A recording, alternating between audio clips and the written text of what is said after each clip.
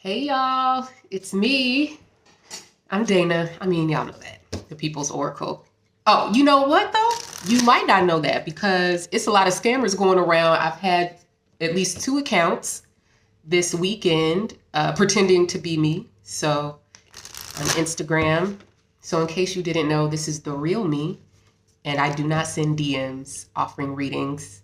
I do not offer the spiritual message from the realm of the universe. Like that's not even language that I use. I'm so disappointed.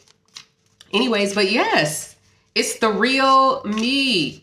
And I'm here on Monday, August 16th, 2021 to give y'all a little tarot word. I don't know what you heard, but I got a word for you. I got a word for me.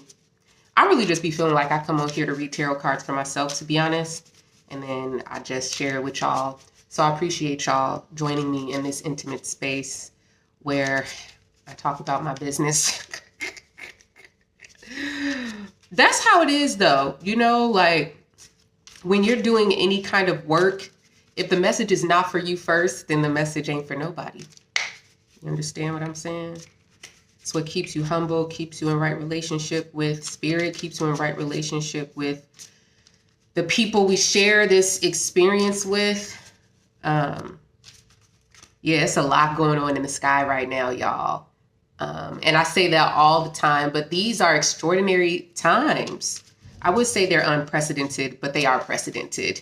They are precedented by centuries of white European colonization of the whole globe and patriarchy and the oppression of religion and race and all of the ethnicities that were created, the borders that were drawn by colonial powers who left in body but not in language and not in culture and not in food and not in ideologies.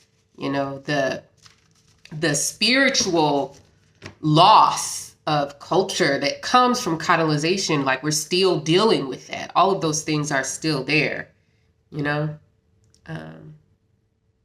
So yeah, these are precedented times. But what might be unprecedented is our capacity to see clearly, to recognize. I just feel like I need to keep beating this drum that your suffering is not your own suffering. It's a shared suffering. And suffering is a shared condition of injustice. And injustice demands accountability, right? For the perpetrators and executors of injustice. And justice comes from misuse of power. So who has the power, right? I know that our culture tells us that you have the power. You can have to do anything you want. Yeah, right. Okay. How's that working out for us? Really? Anyways, let's see what these cards have to say for the next few days. Hopefully I'll get to a full moon reading. We do have a full moon this week, but there's so much happening leading up to that. Sun enters Sidereal Leo today. We've got a Mercury-Mars conjunction in Leo, which is so important because this is the first of 3 Mercury-Mars conjunctions. And this happens every other year where Mercury around its retrograde will make 2 or 3 conjunctions with Mars. So this happens every other year because every other year is when Mars is close enough to the Sun and Mercury to make those conjunctions. So 2017 would have been an important year in terms of having a Mercury retrograde tied up with Mars that's similar to this. That was not fun. August, September, October of 2017 was not fun, but we all know there was a lot of collective and individual trauma that occurred that time that we are reaping the consequences of. And it's very easy to point the finger at a particular political figure or figurehead and say that it was this person's fault or this person's doing or the cause.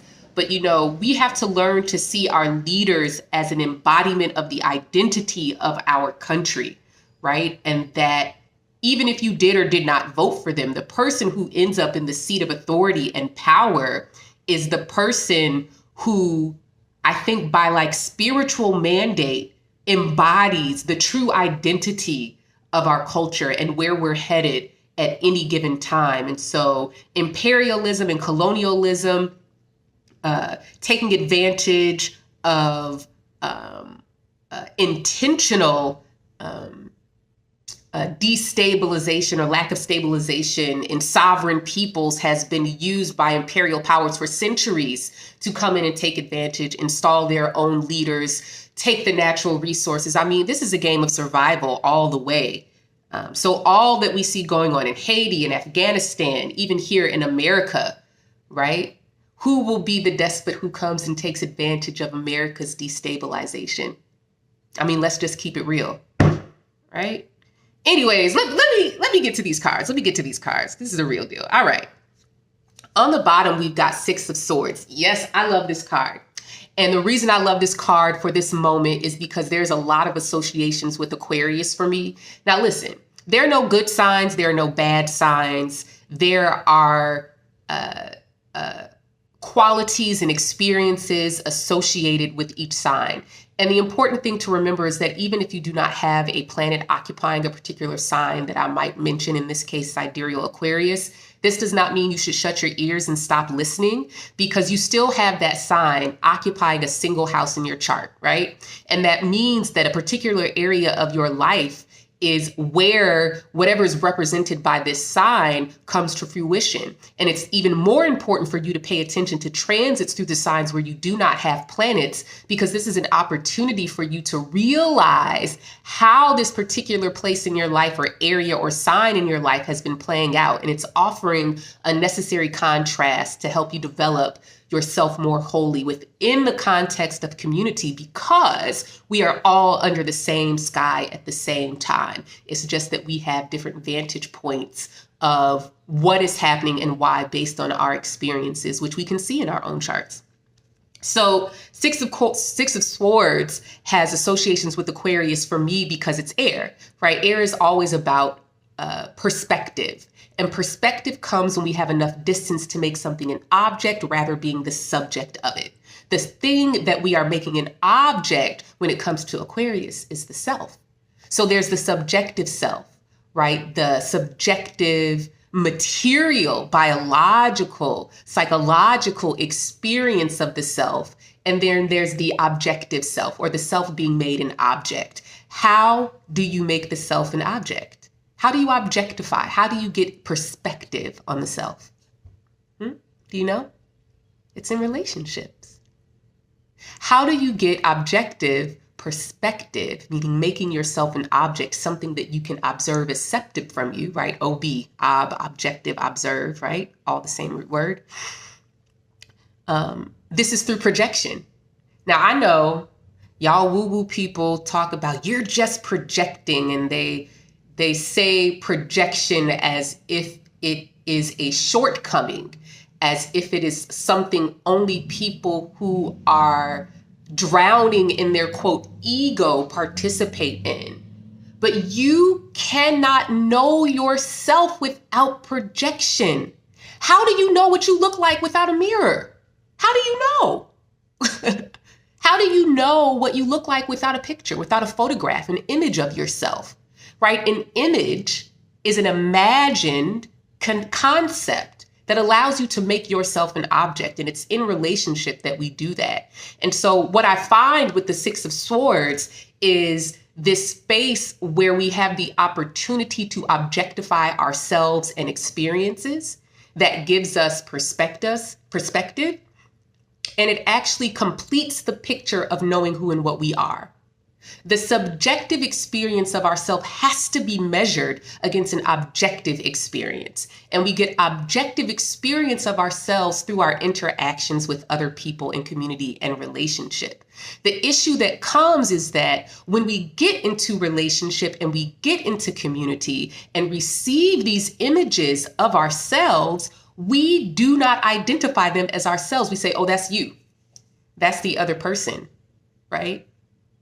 That the self we come to know through relationship, it's very hard to say, ooh, that's me, because it often shows things that contradict our subjective experience of ourselves. This card really fits well with what's going on in the sky right now. Hold on, let me show you really quick. Right? So here we go.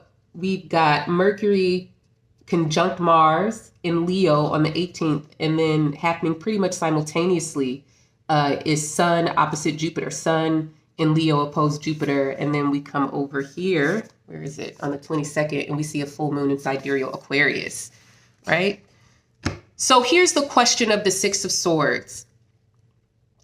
What knowledge and awareness are you coming into? Are you realizing about yourself through relationship and through community, right?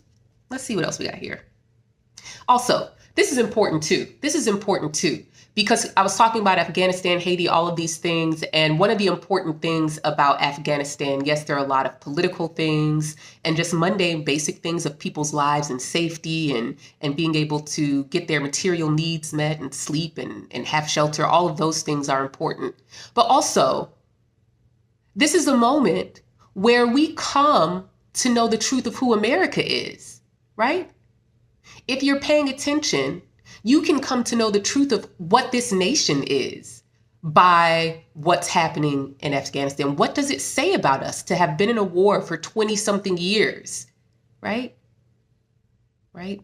And people like to claim victory. How could you even measure or define victory in a sense like that, right? So what does it say about us? Are we willing to accept the truth of what our experiences and actions in Afghanistan say about us as a country?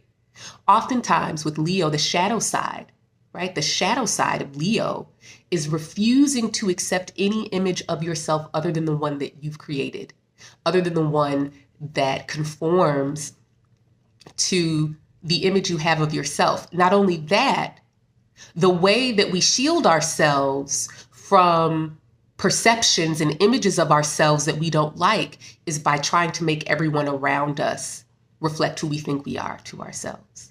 What does that look like? Oh, America is the greatest place on earth. Look at how free we are. Democracy, democracy. They've been avoiding giving incarcerated folks their right to vote, Black folks their right to vote, people who've been living here, even if they aren't citizens, the right to vote. For decades, from the inception of this country, yet we're the most democratic country. Who are we to go make anybody a democracy, right? Who are we? We don't even have one. This is not a democracy. This is a kleptocracy. Corporations run this country, right? So going to Afghanistan was kind of saying for America, we are democratic, we are free. And let me show you how free we are. We're gonna make everybody else free. Get the log out of your own eye first, right? So let's distill this down to ourselves personally, right? Right? Let's distill this down to ourselves and the ways that we influence or attempt to influence the people around us in order for them to look like us, in order for them to embody the image of ourself that we have. Now, this is important too, talking about Leo, because this is not a bad thing. It's a fact, right? That in order to feel and be real to myself, I need to know that my presence matters. And I know that my presence matters because when I enter a space or relationship, it changes because of my presence. But there's a fine line between me, sun, right? You don't have to have Leo in your chart. You still have a sun. So me, sun, walking into a room and my presence in this room illuminating, changing the atmosphere, right? An awareness of me, a validation, a recognition. This is so important for our psychic health, for our mental health, for our emotional health. What is it like to walk into a room and for no one to see you or notice you? That's invisibility. What is it like for you to occupy a community or a family or be in a relationship and to not be seen? For you, here's a good question. Here's a good question for you. How do you know when you're being seen? How do you know when people see you? How do you know that you are real and that you exist? How do you know? Right? I want to know the answer to that. Put that in the comments of this video. How do you know you're real? And what experiences have made you feel like you're not real, like you don't exist, like you've been erased, right? This is that Leo Aquarius thing that we're right in the middle of. So let's see what we've got.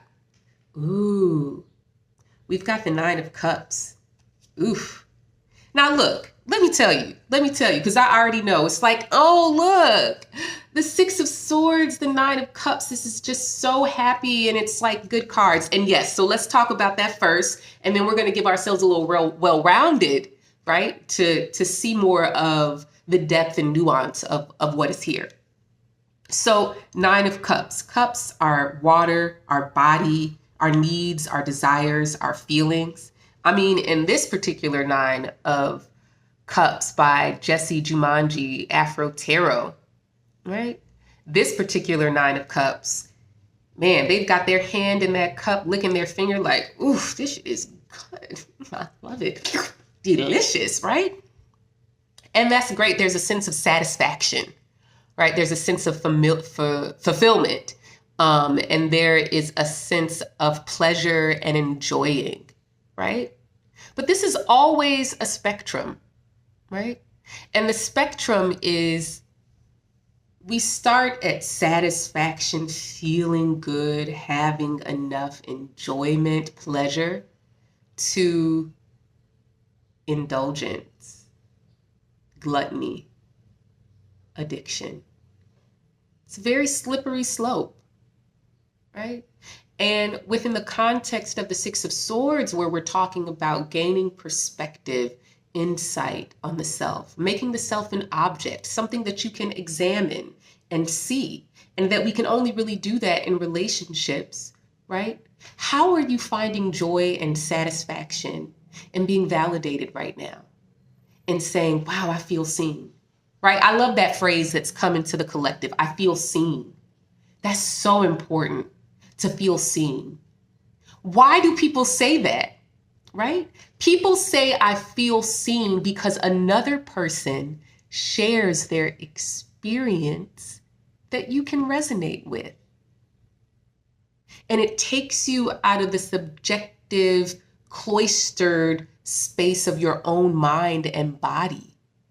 And it articulates your experience in a way that makes it real to you. I feel seen means, wow, someone else has had the exact same experience as me? I thought I was alone. We underestimate the importance of being seen. In a capitalist society, we conflate being seen with representation, meaning I want empire to acknowledge that I exist. I want the institution, the industries, to recognize and validate that I exist. Why?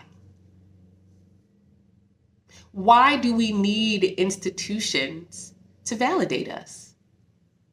Why is it so important for us to participate in that? It's a very father-child kind of dynamic, fathering, because I'm really working hard on degendering parenting, which is necessary to really degender astrology and understand that these are gerunds, right? These are verbs, these are things that people do, right? They are not people. A father is not a person, right? Fathering is something that anyone can do, right? And that as we become adults, one of the goals of relationships, I think the primary goal of relationships is to create the experience of fathering through the people in our lives and through ourselves, and to create the experience of mothering and being mothered through our relationships, so that the totality of our relationships on an individual level and on a communal level are meant to recreate and to continue the necessary experience of mothering and fathering, being mothered and being fathered. So in particular, when we're talking about Leo, we're talking about fathering and being fathered. And fathering, this is important. When we're examining the sun in our birth chart, which is highlighted for everyone right now because there are so many planets in Leo, when we are examining the sun, when we are examining the sign Leo, we're talking about fathering, which is the task of differentiating the self from the body, right? Differentiating the self from the body allows us to step outside of the labels and the constructs of gender, of class, and of race and sexuality, and to conceive of, to see and have validated a self that, that exists independently of those things. English is so limited, right? We will say, I am Black, or I am straight, or I am bisexual, right? I am a woman, or I am a man. And it's like, a more accurate way to say that would be, I woman sometimes, I man sometimes, I gay sometimes, I straight sometimes, right? In reality, we are all doing these things in various ways, contexts, and times all the time. I may be called a mother, but I mother and I father. Not just my child, but all of the people in my life. Who do you father? Who in your community do you get to be fathering to, right? Fathering. So let's get back to it. Fathering, right? We talked about differentiating the self from the body, right? This is sun and moon, right? Differentiating the self from the body. Moon is the body, right? When we talk about fathering, we are talking about the experience of being seen, right? When we talk about mothering, we are talking about the experience of being felt and embodied, right? These two things go together because the self is inside the body, but the body only defines the self in systems that use social constructs to exert power over other people, right? What do I need mother for? Why do I need that? Right? Yes, there's a biological connection between me and a child because I carried it in my womb. But truly, in an ideal world, mothering would be a shared burden. Fathering would be a shared burden, right? So in this moment, we are all confronting our experience of fathering, and we are all challenged to see and understand how being seen and not being seen, visibility and invisibility, have shaped our conception of ourselves. And when we get into relationship, how willing are we and how able are we to validate ourselves and show up for ourselves and advocate for ourselves and to refuse to be erased? How have you been erased? Right? Look in your chart. Which house has Sidereal Aquarius on it? Now you should go to thepeoplesoracle.com, click Sidereal Birth Chart, and follow the instructions there to cast your sidereal birth chart, and make sure that you are using whole sign houses, because this system doesn't work without it. You got to use that. No two houses, no house having two signs, or no one sign spread over multiple houses, okay? So there's one house in your chart that has Sidereal Aquarius. And this is a place where you might have experienced some erasure, where you're not seen, where you're not validated, where you find it difficult to advocate for yourself, where you feel invisible. Right? So these Aquarius Leo houses work in tandem. And this is what this moment is, right? We must be mindful and careful in this moment of indulging perceptions of ourselves that are constantly being contradicted by the people around us. Not because they are intentionally contradicting us, but because we cannot imagine or accept that the self they're showing us is really us. Yes, there are times when people project onto us things that are not really us, but there are also times when people are showing us our truth. And those of us who have discernment and access to wisdom can understand that the same person who projects onto us in ways that are incongruent with our true self is the same person who can project onto us, or that we can project onto, right? That back and forth relationship, parts of ourselves that are accurate and we don't like them, right?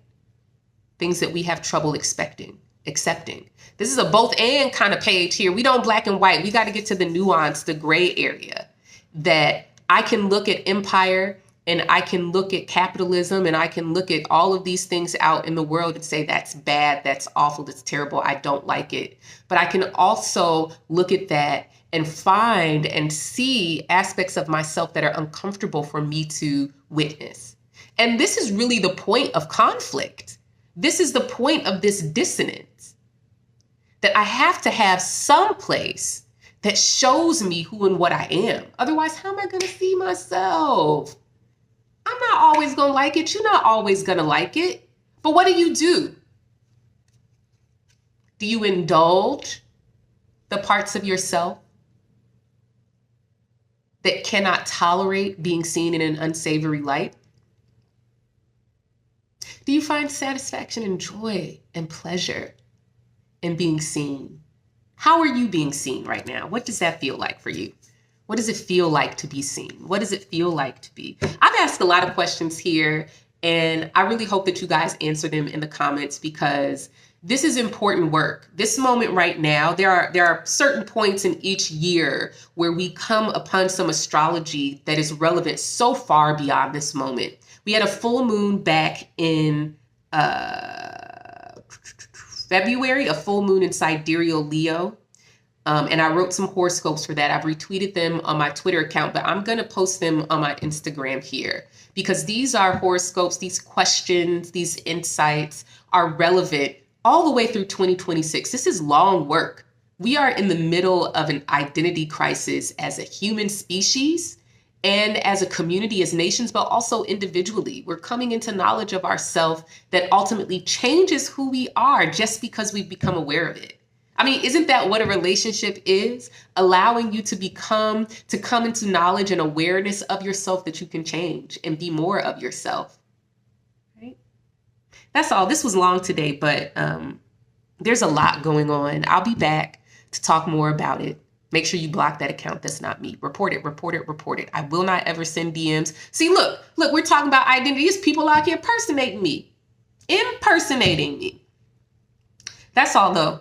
I will talk to you soon. I will see you soon. Take care of yourself. Have some audacity and courage to take up space. Have some humility and some self-respect to accept that sometimes you are going to get images of yourself and you are going to be experienced by other people in ways that contradict who and what you thought you were. And that's okay. You got to take the bad with the good, because it's all inside of you. It's all in me. That's what Shaka Khan said. I'm not every woman, though. See y'all.